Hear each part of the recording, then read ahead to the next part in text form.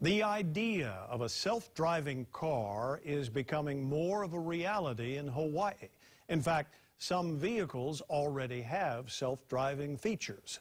Governor Ige signed an executive order letting companies that want to do self-driving tests know that Hawaii is open to doing business. Ford Fuchigami of the governor's office tells us the state does not have the infrastructure yet and needs to add fifth-generation wireless or 5G technology soon. Sarah Madison looks ahead. Sarah?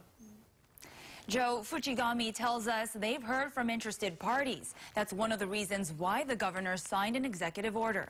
But when we asked who or how many, he couldn't say because it's competitive. Even at the state level, other governors across the nation are wanting companies to come and start a pilot project.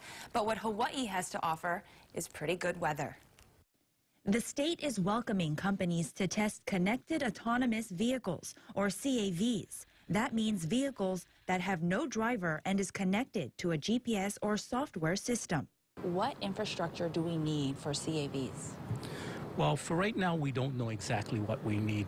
What we think is 5G, which is going to be very important to the state of Hawaii in terms of technology.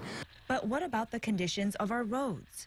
How will a smart vehicle differentiate our potholes, the squiggly lines we have on our freeways? Well, that's something that we're going to have to take a look at through the pilot program.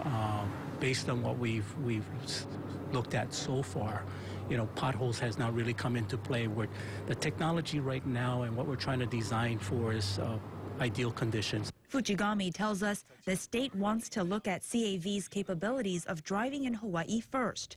Practical applications will be looked into later.